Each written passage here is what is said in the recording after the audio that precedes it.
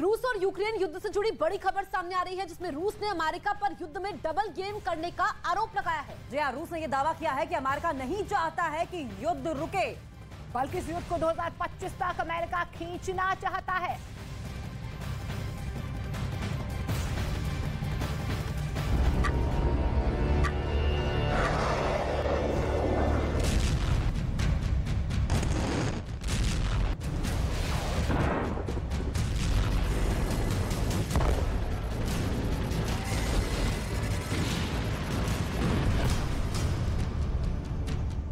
रूस और यूक्रेन के बीच जारी जंग के थमने का इंतजार हर कोई कर रहा है। पूरी दुनिया शांति चाहती है, जिसे लेकर लगातार कोशिश की जा रही है। फ्रांस कई बार पुतिन से युद्ध को रोकने और बातचीत का प्रस्ताव रख चुके हैं, तो अमेरिका ने भी युद्ध रोकने की शर्त पर बातचीत के दरवाजे खोले।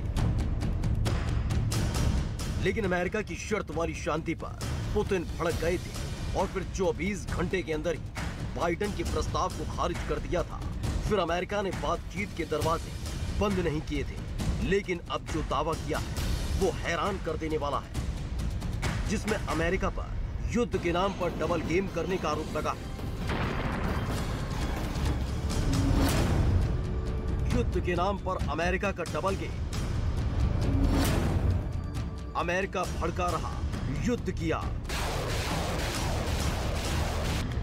24 फरवरी को रूस ने यूक्रेन पर हमला बोला था, जिसके करीब एक हफ्ते बाद से लगातार अमेरिका यूक्रेन की मदद कर रहा है। आर्थिक मदद के साथ साथ अमेरिका अब तक यूक्रेन को मिसाइल, बम, बारूद और डिफेंस सिस्टम मुहैया करा चुका है, जिससे रूस के कई दांव युद्ध के मैदान में उल्टे पड़ गए थे। और फिर आखिरकार रूस को कीव पर बड़े स्तर पर हमले करने पड़े।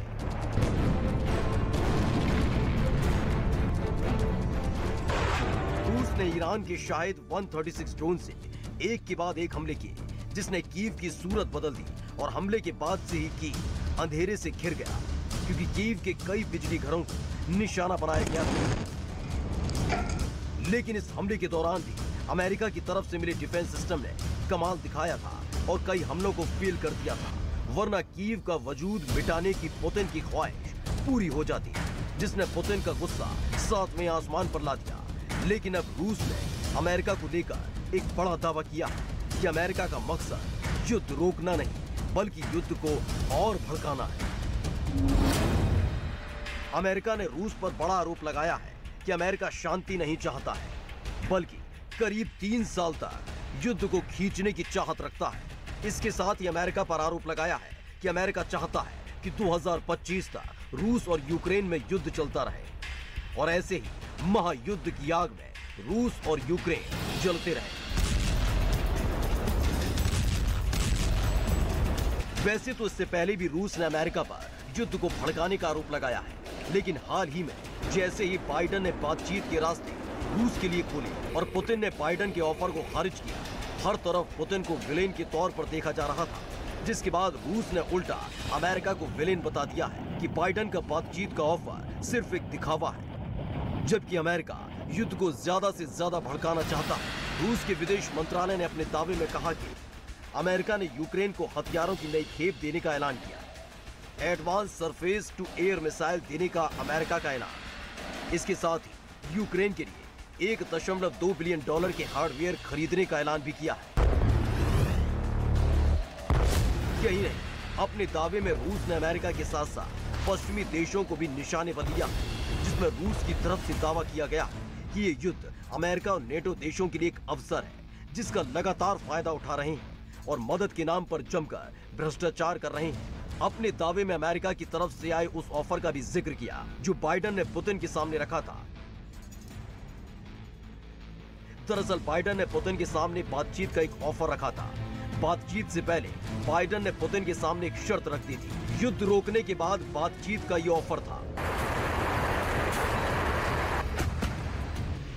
खेरसॉन से पीछे हटने के बाद भी पुतिन के तेवर ठंडे नहीं पड़े हैं। ऐसे में जो शर्त अमेरिका ने रूस के सामने रखी थी, वो शर्त सिर्फ वही देश मान सकता है जो युद्ध में हार के मुहाने पर खड़ा हो। लेकिन अब तक पुतिन को देखकर लगता नहीं कि वो हार मानने के लिए तैयार है।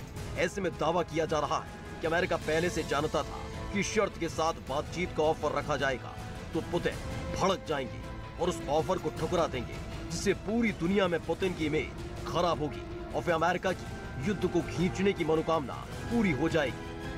रूस के इस दावे ने अमेरिका समेत पश्चिमी देशों में हड़कंप मचा दिया है।